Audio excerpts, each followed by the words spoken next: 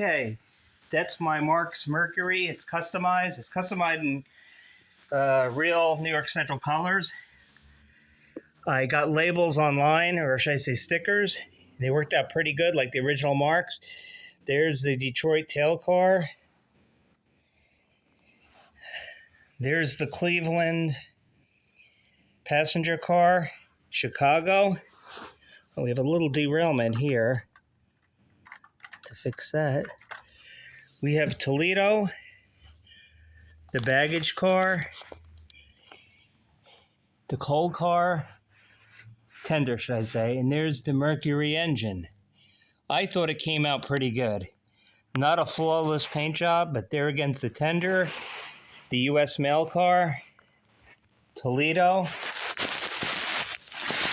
Chicago, Cleveland, and Detroit. So there you go. Hope you like it.